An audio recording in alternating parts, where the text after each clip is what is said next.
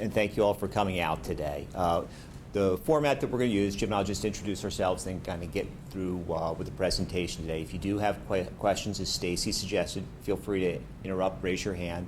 If it's specific to your child or situation, Jim and I will be available afterwards, and we'll have plenty of time to answer questions, or if we need to get back to, we will. So just to kind of do a brief introduction, my name is Monty Niddle. I've been in the financial services industry since the late 90s. Prior to working with Jim, I was a portfolio manager, managing portfolios for high net worth individuals. Jim and I recently transferred over to Harbor from Morgan Stanley. At Morgan Stanley, Jim and I have been working together for 4 years now, Jim? I think so. Officially teamed up. One of the reasons I transitioned over to Morgan Stanley is because I have a daughter who's 18 who has disabilities. As yet, doesn't have an official diagnosis. If you were to see her, you would think she might be an individual with cerebral palsy, poor gross and fine motor skills, and is nonverbal. And sort of my family's experiences is one reason why I wanted to transition over from the institutional to more of the retail setting in terms of financial services. Specifically, my family, we were just very lucky. We came across somebody, a state attorney, who we were doing a lot of things incorrectly in terms of planning for our daughter, and we were fortunate to get on the right track. Sort of as a result of that, I thought it was really imperative to kind of be able to share the knowledge that I learned and try to help others.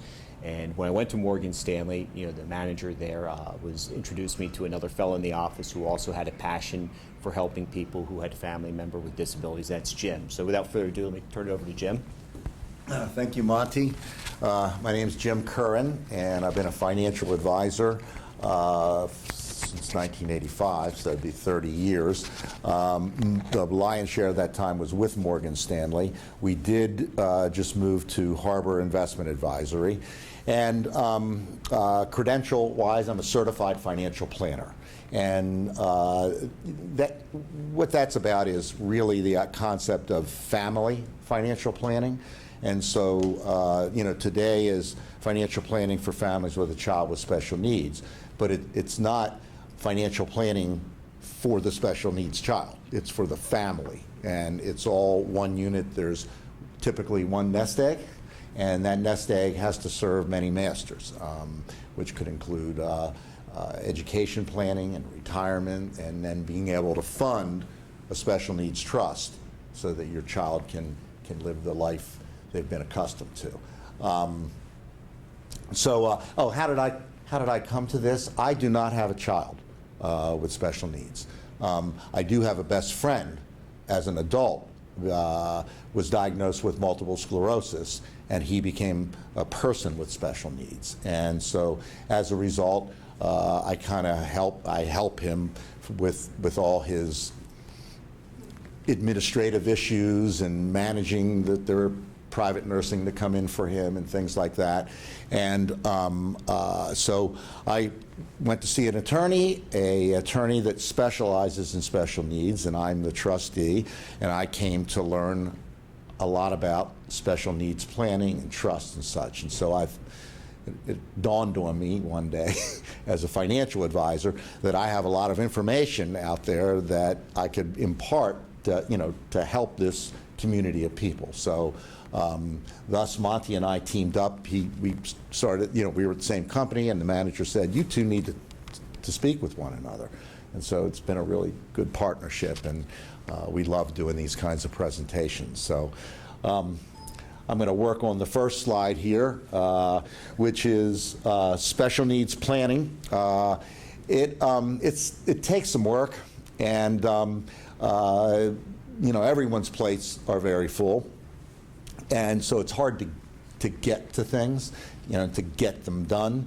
And we'll talk about that, and having a partner to help you get things done.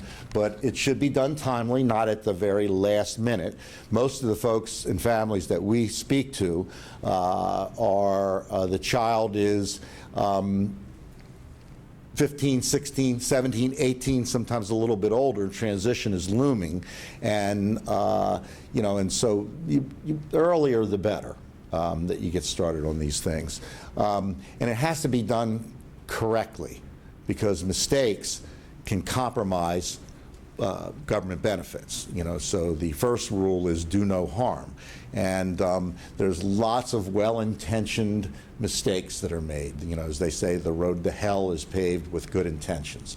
Grandparents could leave money to the child, which that's not good. They can leave money to a trust on behalf of the child, but things like that you have to be careful of. And what's the idea here? It's having some peace of mind, knowing that you've taken care of your family. Instead of having this little nagging worry, in the back of your mind, or a note to yourself at the back of the desk, that you need to do this. And I'll just say one comment. We're financial advisors, so that's a big part of what we do. And everybody financially, they want to do as well as markets do and things like that in their 401k, and those are important things that they're getting competitive returns. But that's not usually what keeps people up at night or really worries them. What really worries them are often how financial issues relate to their family. And, so that's what we're going to speak to. Monty? Thank you, Jim. So I'll just go over this slide briefly. I'm not going to read everything. This is sort of a title of a couple of different slides that are upcoming, other than just to say that over the years, Jim and I have helped many, many families, and as a result of that, we've kind of refined our process. So we want to illustrate throughout the presentation, a couple of pitfalls that you want to try to avoid. So typically, we call the red zone, as Jim alluded to earlier, the ages 15 to 21. And kind of, if I draw my own family's experience as well as many of our clients, if you kind of think of the timeline, somewhere around age 2, give or take, is when our children are diagnosed. You find out that you're not crazy, that there is an issue. They can identify it.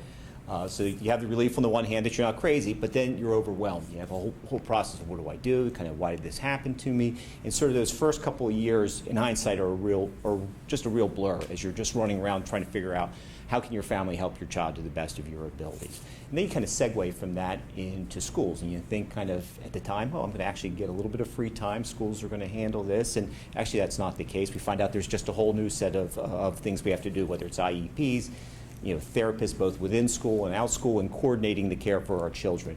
And it's not really till they start segueing into the high school setting that sort of some things come to start, longer term issues start coming to the forefront.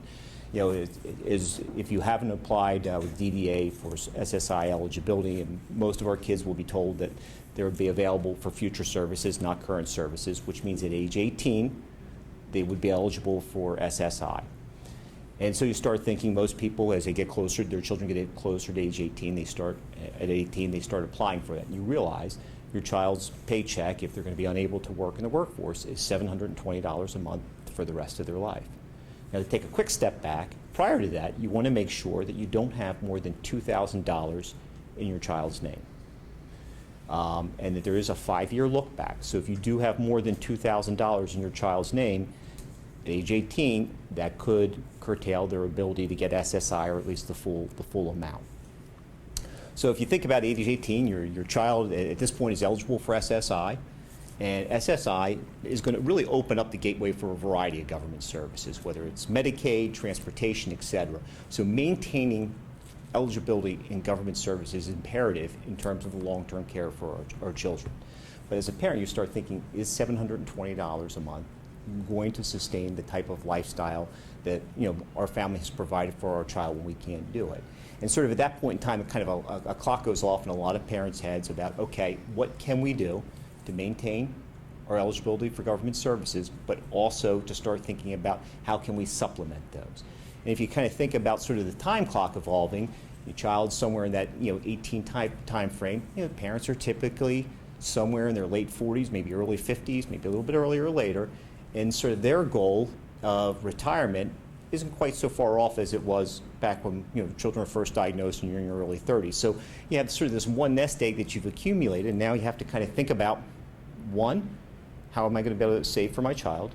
Two, we probably would like to retire at some juncture.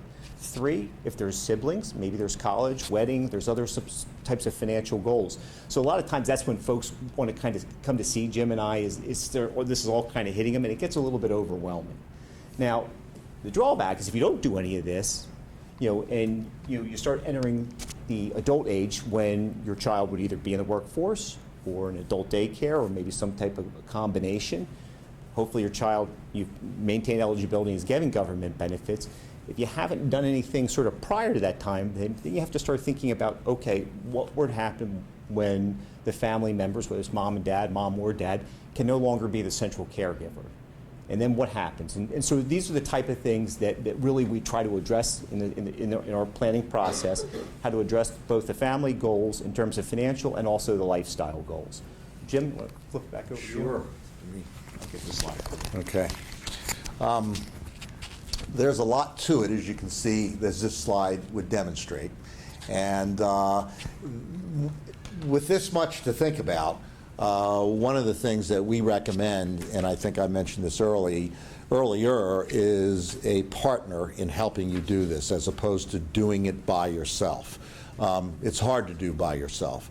Now, we like the term accountability partner, meaning, you sit down with somebody and, you're going to do it together.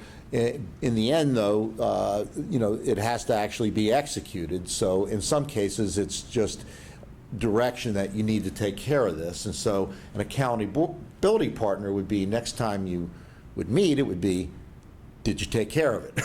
And so it's good. Accountability is something that's a good motivator. So we're all about, and a partner should all be about motivating and helping you getting it done.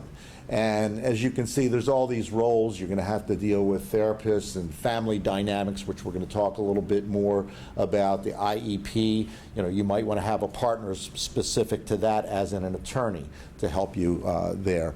There's looming issues such as daycare, housing, work. These are all going to, be part of the transition. And then over on the right, you see these are sort of the professional services for the most part that you would be needing. And attorneys, we always like to point out, we're financial advisors. We would not draw up, a financial advisor would not draw up legal documents. That has to be done by an attorney. And we believe that you should go to an attorney that specializes in special needs trusts. There are attorneys that do trusts and wills, but that's not their specialty. They might do 1 or 2 every 18 months. You want to go to someone that this is what they do. There's a short list of those attorneys in the area. And you have to take care of all these things. Insurance can play a big part in the financial aspect of things. You have someone working on the accounting and then investment management itself. So let's go to that next slide. Okay, here we go. All right, this is something we're going to get into. A lot of the same things from the previous slide. But you want this accountability partner, and Monty and I do that, okay? So we like the idea of, not necessarily us, financial advisors can play kind of a unique role in this. And let me tell you what I mean. An attorney draws up your trust. You have a first meeting, then you have a second meeting. They draw up the trust, and pretty much their work is done, and you're not going to talk to them for quite a while. Maybe you'd go back for a review of the document in case some other things changed in your life, but you're not going to be talking to them on any regular basis. A financial advisor, someone that's acting in that role, their job is to communicate to you throughout the year on an ongoing basis, as in, if they're managing money for you, they should be, if they're doing their job, be talking to you about, how is the nest egg doing? Did we make money last year? The market fell. How much were we impacted by that? And that's all things that need to be done. But then it provides us with an opportunity, because we are talking to you on a regular basis, would be, we had that first meeting with the attorney, and I know the attorney said that they have to meet with you a second time to actually get things done. Have you set that appointment? And the question might be, well, I have the letter that I should from the attorney, but I haven't really done it yet. All right, well, an accountability partner would say, all right, let's just get this done, okay? Give me a few dates when you can do this. I know the attorney, we'll get the dates set, all right? And so that's part of the getting it done, having an accountability partner that will help you step by step do things. And as I said, we're going to get into the financial planning more specifically, but insurance can play a big part. Insurance is, you may have a nest egg that's going to support you in retirement, or maybe send another sibling or two to school, or pay for a sibling wedding, which I hadn't heard him say that, and that's actually when we do planning, that's something that comes up. But it might be that you need to have life insurance with a robust death benefit to fund the trust. All right, that's a very good tool to have, and it costs less. I mean, the annual premium is less than the kinds of savings you would have to accumulate to get to the same, lump sum goal. The family dynamics, we'll talk about that more. There are other family members, and so that plays into it. Family dynamics, what's the key word there is communication, because there are assumptions and surprises and things that come along the way, and the more communication there is, the better that will work out. So, Monty, you hit that next slide for me here. Yeah, this is a lot of mistakes, as I said, and unintentioned. And this is a good case study. Monty will tell you about it, of a real client of ours. Actually, rather than $1 million mistake, I wish the slide, if we retitle, would be, details matter. And if you take one slide home with you today, I hope it's this, not necessarily the title, but what this has to do with is doing what's called a beneficiary review. You were to go through all the steps, have a trust drawn up, everything situated, update your wills. That's great. We urge you to do that. However, for anything that has a contract, life insurance, annuity, retirement accounts, pensions, if you're fortunate enough to have one, they all have listed on there a primary beneficiary and contingent beneficiaries. Most of the time, a spouse would be the primary, and your children would be the contingent beneficiaries. Obviously, as we know, more than $2,000 in our child's name would potentially taint their eligibility for SSI and other government benefits. So having them listed as that contingent beneficiary is a mistake. Oftentimes, you do this right off that, children are born and say, okay, yeah, it's time for me to update everything at work, you get it done. So if you do nothing else today, make a list of quick assets that you have. There are life insurance and retirement accounts, pensions, annuities. What was the other one I forgot, Jim? Well, just in retirement accounts, that would include 401ks, right, IRAs, and then some people have 403bs, 401ks. It'll take you 5 minutes to call the administrator up and check the beneficiaries. If you do nothing else, that's a great action start. It's easy to do. So what exactly is the $1 million mistake? The $1 million mistake is a client that Jim and I have worked with prior to becoming a client, and we're going to go through what our process is. And if you're do-it-yourself, you can do a lot of the same process on your own. We'll show you sort of a guideline. One of the things we ask you to do is, okay, who's listed as the beneficiaries on your various plans. And in this particular family, the husband was a state employee, and they weren't a particularly wealthy family, so his pension plan was going to be a very integral part of the retirement plans. I said, my wife is. We said, great. When was the last time you checked on this? They couldn't remember. He said, but we took the care of this. He said, please do us a favor. As part of our process, make sure you review that. So, we went ahead with other steps of the process. They had the wills all taken care of. We went back to him, have you made this call? He said, actually, if we did. And lo and behold, the wife wasn't even listed as a beneficiary. So what would that have meant? That would have meant she probably could have gotten a little bit listed as the spouse, but she would have only been eligible for a lump sum which would be about 2.5 years of his pension. This particular family had daughters in their early 20s, and obviously, saving the rest of the money and living off the pension when this couple were in retirement was really a critical part of their plan. Unfortunately, the husband did pass away earlier this year, but really as a result of making that one phone call. They were able to have the wife added as the beneficiary, and they actually had the trust for the daughters added as the contingent beneficiary. So the wife is currently receiving his pension. So it's these little details that really, really matter. They're easy to do. So if you do nothing else today, please check your beneficiaries. So Jim, you want me to flip it over to the next slide for you? Yeah, you don't have to hire an attorney to do that either, so, it doesn't cost anything. It's just a function of doing it.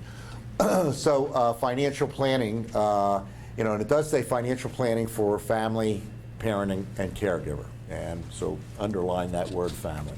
And, financial planning is basically a stress test, your financial stress test. You go to the doctors and get on this treadmill and do a stress test. I don't know if you recall, during the financial meltdown, the Federal Reserve Bank would do stress tests on the banks.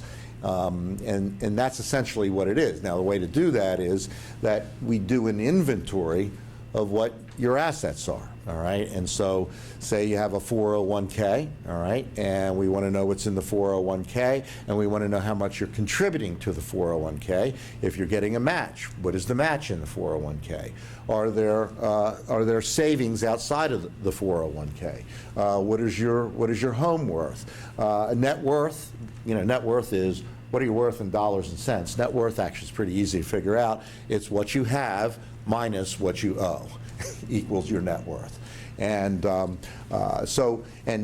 in this we mentioned to education planning for your child or for siblings. This is an important part of the family financial plan. Special expenses that might be coming up that you can see in the future, your real estate, any debt that you have. We take an inventory of all these things, any pensions and Social Security that you would expect in the future. And then what we do is we get from you also what kind of dollar amount would sustain you in your standard of living. And you might say, well, I'm not going to retire for some time, but we can come up with a pretty good number, with what after-tax money, meaning how much money is in your checkbook in a particular month to pay your bills and to do what you like to do. Monty?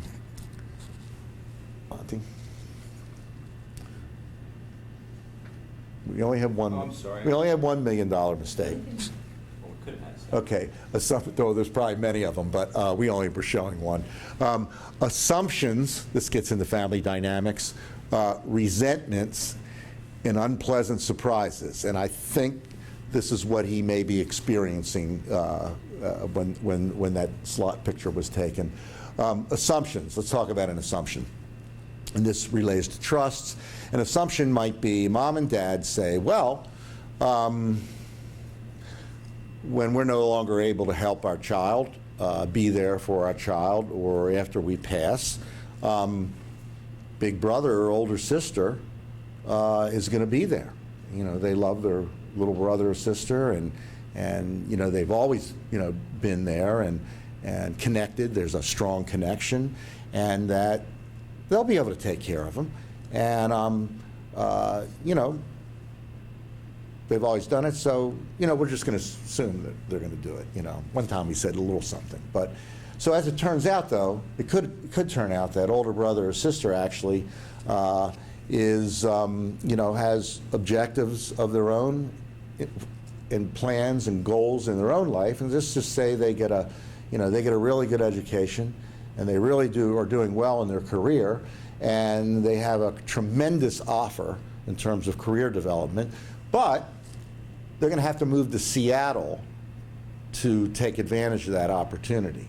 And so that might make that assumption at risk.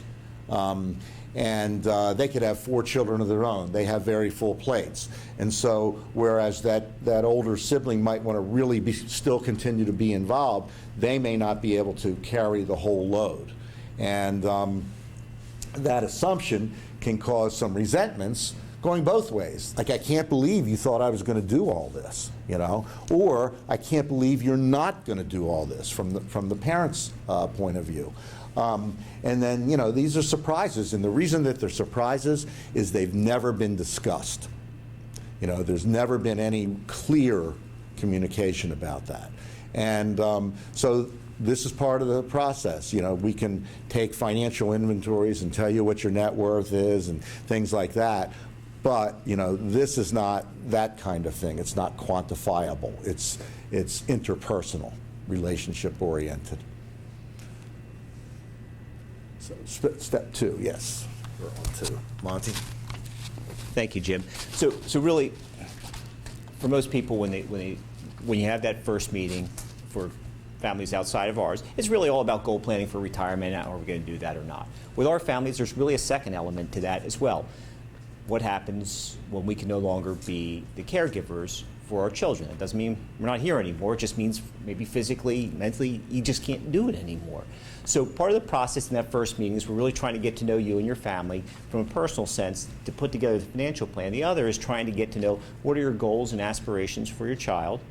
What are the child's, to the degree that the child is able to communicate that, what are their goals and aspirations? What are their abilities? Is it going to be an individual who is going to be in the workplace with a lot of independence, some independence? And we understand that this is sort of a dynamic and not necessarily a static situation, especially for those younger families. But we try to give you some tools to put together. Central to that, and I'm not going to go along every single item, is something called a letter of intent. If you're not familiar with a letter of intent and you would like a template, just write it down in your evaluation forms and we'll email you. Be happy to email you. A letter of intent is not a legal document. It's a planning document. It was actually developed in elder care. They found that for nurses, if in the memory units and so forth, if they could get a little more personal information with their patients, patients receive better care. So why not take that and use that in our world with children with disabilities, as oftentimes their greatest hurdle, if you will, is communication, or the inability to communicate. A letter of intent can be very, very broad. If you have a child that's really able to communicate very well, obviously, then it's going to be a little less, involved as someone in my case where my daughter's not as able to effectively communicate. So in a broader based one, you just want to put down some important information. Doctors, family, vacations, something where whoever is going to be sort of that caregiver role for your child can really kind of connect and communicate with them. In cases like mine, where you have an individual who has greater challenges with communication, we kind of, when we did our letter of intent, we want to kind of show what is the day like, what is the type of care that my daughter Katie's used to receiving, starting from waking up in the morning to at night. Now we're also going to be putting down we also put down important information, doctors, allergies, all that type of information that you really want to have on file and want that person to be aware of, but also personal stuff. So for instance, my daughter loves to get up early on the weekends for whatever reason. School days, that's not really the case. Sometimes she can be a bit of a challenge. So we have we call it Busy Bee. It's a little bee that plays Sugar Sugar. Press that little button and play Sugar Sugar, and she pops up, gets a big smile on her face 9 times out of 10. And that's how that's a tool we use to kind of get her up in the morning. If we weren't there and somebody had to do it, they're going to have a heck of a time getting her up in the morning. For those of you who have a child on the spectrum, they might need to see a yellow shirt on the corner of their bed every day. You know that, spouse, maybe siblings know that.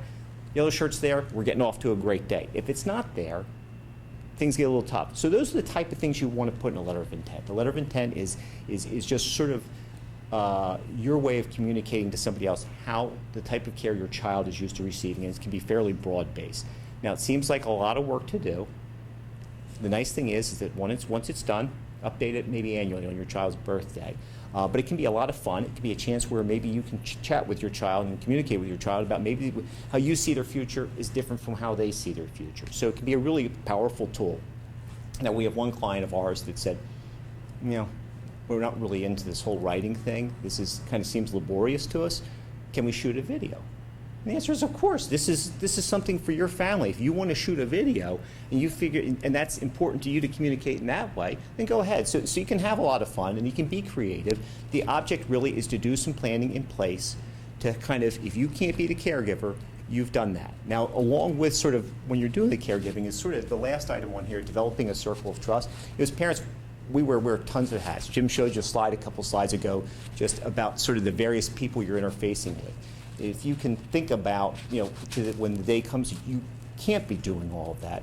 Who's going to help you? What type of roles are they going to assume? Maybe you have a close family member that wants to do one aspect, and whether it's the financial stuff on our end or whether it has to do with maybe just a little bit of respite care or whatever. You want to kind of start thinking about developing a group of folks that are going to be involved in your child's life, siblings, family, friends, various places at work, et cetera, who are going to kind of maybe want to assume some of those roles that you play, and that they all kind of know each other. And so if something were to happen to you, you've got sort of a team in place that can kind of step in there, and they understand what your goals are, they understand the other people involved, so you can sort of have as seamless a transition as possible. So Jim, you want to? Yeah. On this next slide, we're going to be talking about more fundamental financial planning, the funding sources, and the investment management. All these are important in context of how are you going to reach the goal, the multiple goals that you have, and the end goal being funding that special needs trust so it will provide for your child. Like I said, we take this very complete inventory, and the inventory even includes things like a reasonable expectation of an inheritance. That let's go with the lower expectation. What we do in a financial plan is we don't want you to walk away with rose-colored glasses on, all right? We don't want to depress you and say, no, this is not going to succeed. But in other words, rather than exaggerating, we'd rather take a more conservative point of view. And so insurance plays a big part. And as I mentioned before, if your means and your savings are perhaps not where you think they should be in terms of funding the special needs trust, insurance is a very good way of making premium payments over a long period of time where a large size lump sum could be the benefit, could go into the special needs trust, which is, as we're saying before, the beneficiary is the special needs trust, not your child. You need to look at SSI and SSDI, Medicaid, the government benefit analysis. Social Security, for example, I won't get into it in great detail right now, but most people take Social Security, majority of people take Social Security at age 62, and the reason they do is because they can, all right? Well, in most cases, that is not the right way to go for yourself. You take a 25% pay cut on what you could be getting when you turn 66 or 67, and that's a 25% pay cut that lasts the rest of your life. The other thing is you are not calculating in the idea of survivorship benefits, all right? So the survivorship benefit could be at a higher amount and be there for your child as well as your spouse. So, these things have to be looked at closely, and sometimes you can get a really informed person of Social Security, and sometimes you can get somebody, I always say, you can get somebody, it's their first day on the job, and they're not where they need to be in terms of understanding how everything works. So you want to look at, as I said, you're serving multiple masters, okay, and you're in transition because the child's 18 and you're 50, and where are we going with this? All right, how are we going to take care of the child in the long run, and then how are we going to retire? So retirement income, investment income is taken into account. Return objective, now that actually ends up how much risk do you want to take? Because the return is determined by the risk, okay? So if you had all CDs right now, you'd be getting 1%, all right? If you had all stocks, at least lately, the market's been up a lot. So if you have most people want some sort of mix, okay? But what are the risks when it comes to accumulating a nest egg and investing it so you can reach your goals, 10 and 15 years down the line? Well, the obvious risk is market risk, okay? Stocks go up, bonds go down, interest rates go down. People think that CDs, for example, are not the market. Well, if you could get 5% CDs, 6 years ago, and now you can get a 1% CD, you've been impacted by the market. All right, so we have to look at all these things. Now, the second kind of risk is inflation risk. And inflation risk is the silent risk. I haven't heard this in a while, but they used to say heart disease is the silent killer, that you don't realize, that your heart is weakening, and inflation is the same thing. So if you have a 3% inflation rate and you were hoping to have $75,000 a year in spending money through the course of the year to meet your goals, in 15 years, that number, that $75,000 number, isn't going to cut it. And you'd be surprised at a 3% inflation rate what number you have to get to be able to buy the same things. It really has an impact. It's not just, oh, it's not that much kind of thing. Maybe on a year-to-year basis, it doesn't seem like a lot. And the other, which is a new kind of risk, is this right here, and that is longevity risk. I guess it amuses me, but when Social Security first came out, they said, well, you can get Social Security at age 65, or you can get the reduced amount at age 62, and we're going to make you this fantastic promise that we will give you this Social Security check for the rest of your life. Now, when they said that, the life expectancy was 70. So, it was not a tough hurdle to make. Well, now, if you have a couple that's 65, there's about a 60% chance that one of them is going to make it to 90. All right, and the life expectancies have gone up tremendously. They're a little above 80 for women, and they're at 80, 79 for men. So you want to make sure that that your investment side which is going to complement your Social Security side, is going to be there. So you hear the commercials, you don't want to run out of money. All right. And but there is a joke about, I want to spend my last dime on the last day I'm alive. That the joke is, I don't care how much I leave my kids. But the reality is that is not a luxury that one can have if you have a child with special needs and you're going to need to fund the trust. So after you're gone, and so that's where either you are a really good saver, all right, and you've really been disciplined about it, and there really is something to leave when you pass, and that might be enough to fund the special needs trust. Or you can supplement that, again, with insurance. And insurance, there's two things. People have life insurance. Sometimes they have life insurance policies, permanent insurance, whole life type insurance that they've had for a really long time. And an insurance review is important to do, because the way insurance is priced now, because of this longevity, you could end up paying the same premium, but dramatically or meaningfully increase the death benefit. So it's pay the same amount, get more for it. And so that's definitely something you want to have somebody looked at, an insurance expert take a look at that. The asset allocation is part of the investment process, and you should have a financial professional helping you with that asset allocation, meaning how much should I have in stocks or bonds or CDs. Monty, I think you're up next on this last one. Thank you. So I think many folks understand that the need to kind of get started, although getting started is often the hard part.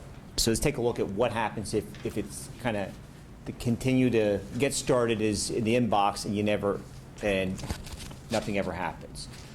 In this example, this is a client of ours. The worst case didn't happen. Parents passed away, didn't do anything. I think we'd all probably agree that's something that we would really like to avoid at all costs. In this example, the parents knew they had to do something, but like everybody else out there, they're very, very busy. Best intentions kept on getting put in the back burner. Eventually, what happened is an uncle passed away. Their son was a beneficiary. which is the nice problem, is that he inherited a really nice sum of money. The bad problem is he had some money, well over $2,000, and he's, at that point in time, he was ineligible for benefits until he got this straightened up.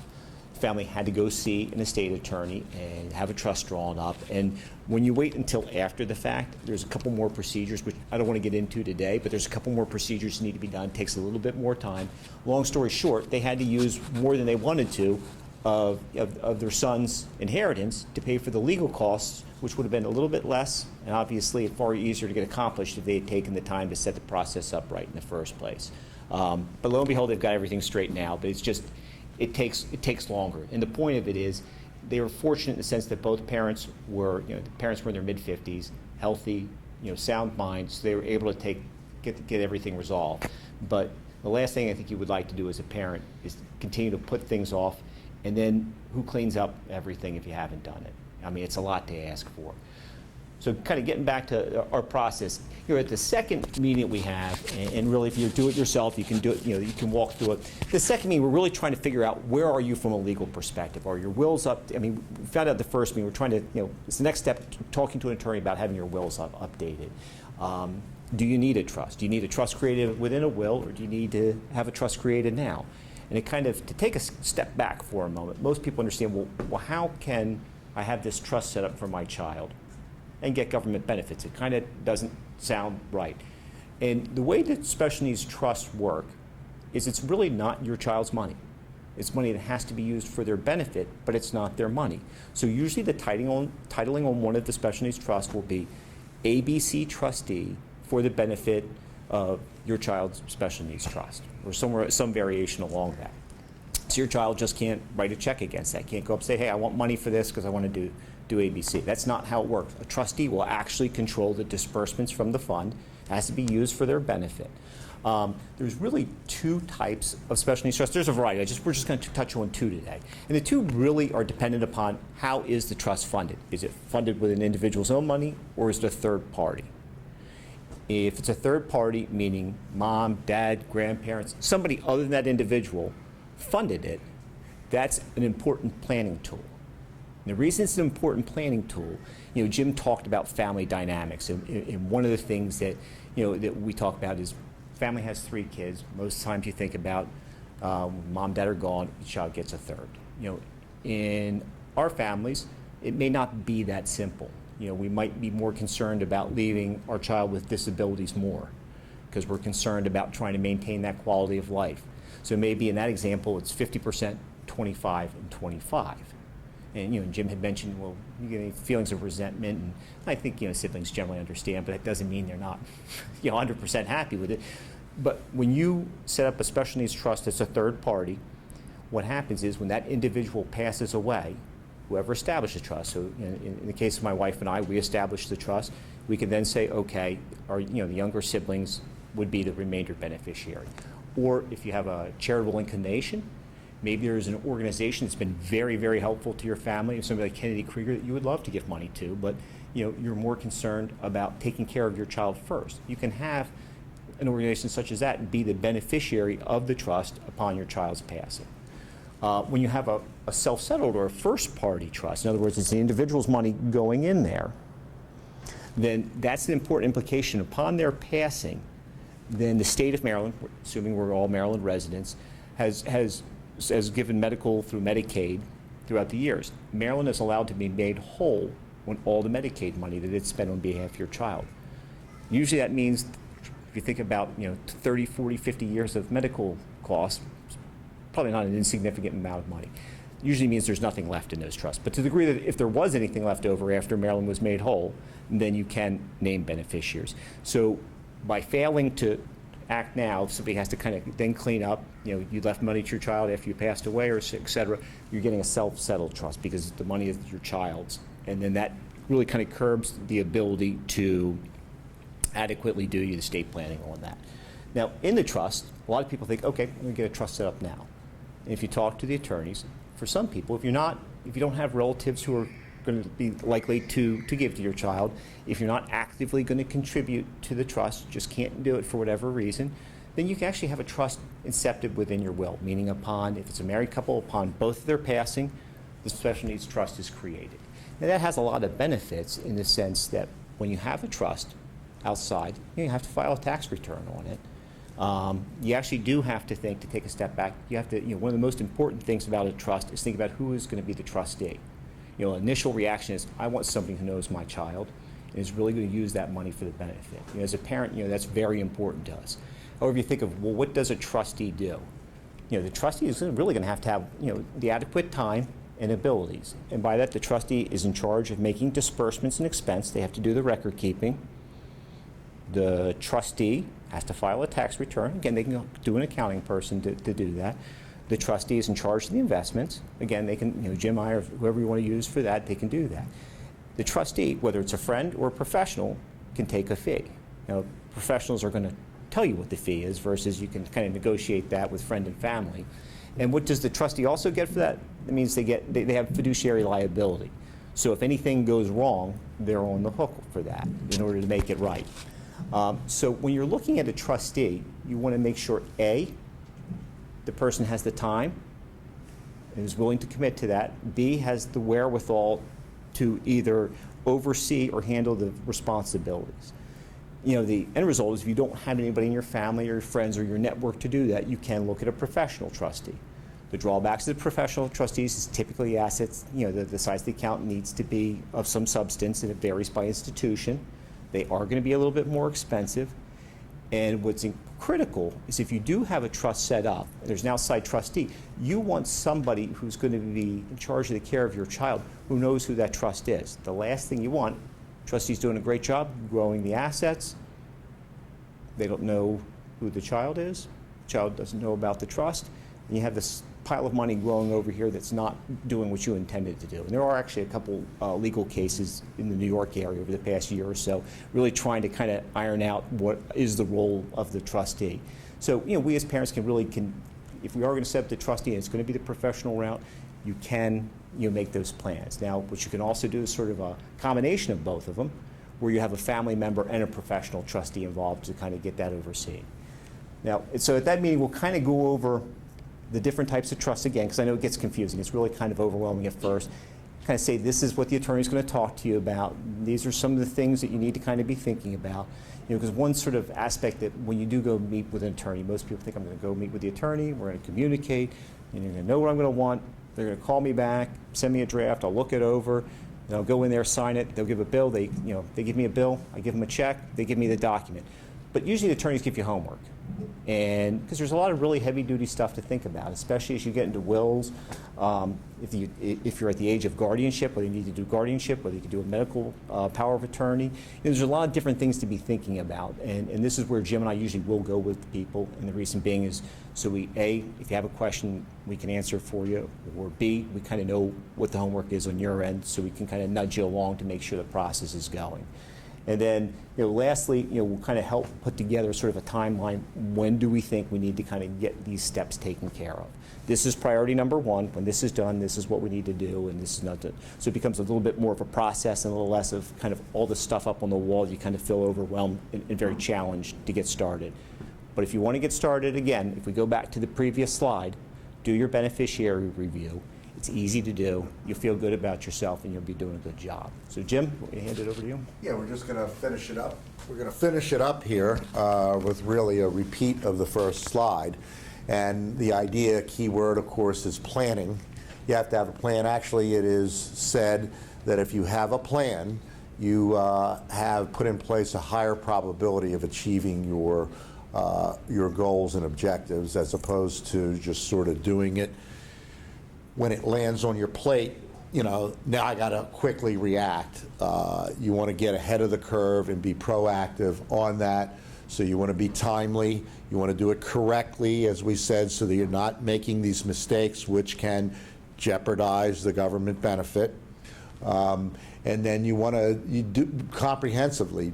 You want to get all those areas that need to be addressed. You want to actually get to it over time, having done that. And so, the end goal of this, as I said before, most people, what keeps them up at night is not that they got 6% or 5.5% return. It's what's going to happen you know, what's going to happen when I can no longer care for my child or I'm no longer here.